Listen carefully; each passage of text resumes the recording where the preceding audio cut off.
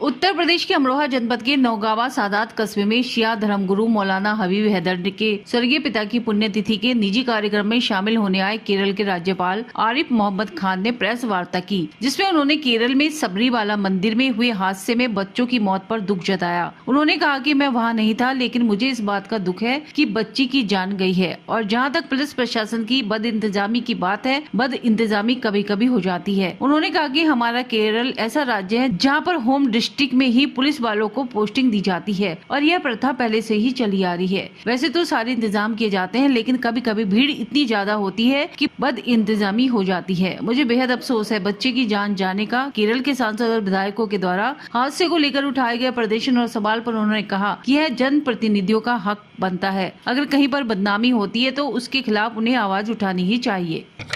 जी, मैं तो कल चूँकि वहाँ नहीं हूँ तो इसलिए मेरे पास रिपोर्ट नहीं है, लेकिन एक बात आपको बताता हूँ कि बद इंतज़ामी कभी कभी हो जाती है भीड़ के ज़्यादा होने से। और इस वक्त ये मेन सीज़न है जो 15 जनवरी तक चलेगा, तो हुआ मतलब ये भीड़ के कारण हो सकता है।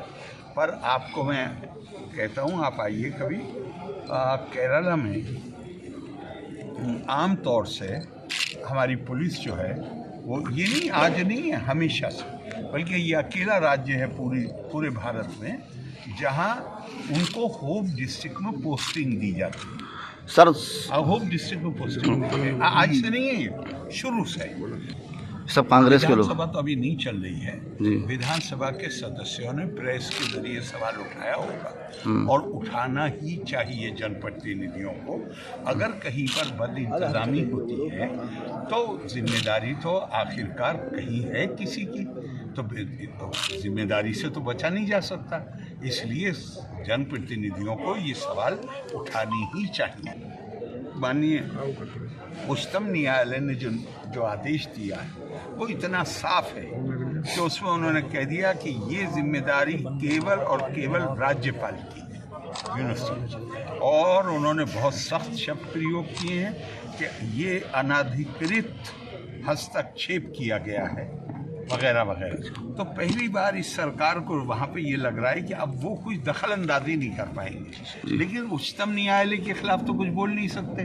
तो वो उसकी नाराज़गी मुझे टारगेट कर रहे हैं और मुझे अकेले नहीं कर रहे हैं टारगेट। केंद्रीय सरकार के जितने कार्यालय हैं केरल में उसके बाहर प्रदर्शन कर रहे हैं। अभी उन्होंने तो फैसला नहीं दिया, फैसला तो माननीय उच्चतम न्यायालय का है। तो कि पुलिस, चूँकि पुलिस का एक अनुशासन में उन्हें अपने बॉस का सुनना होता है। अब होम मिनिस्टर चीफ मिनिस्टर, तो अब ये पुलिस अपने कर्तव्य में बिल्कुल ठीक है, लेकिन जब उसे काम न करने दिया जाए तो उसके ऊपर 14 साल या 15 साल हो गए, लेकिन बहुत वायरल हुआ है बीच में भी बहुत वायरल। आप मेरा वो यूट्यूब पे वो जो डिस्कशन में मैंने 15 साल पहले कहा कश्मीर में कोई समस्या ही नहीं है, ये कन्फ्यूजन क्रिएट करते हैं 370 की वजह से। इसे 370 को हटाइए। वो तो आपका कहना हो गया पूरा। तो हो गया। तो अभी कश्मीर आप जाके देखिए, नॉर्मल है कश्मीर। मैं आज से नहीं कह रहा हूँ, मैं कह रहा हूँ पिछले 15-20 साल से कि 370 को हटाइए।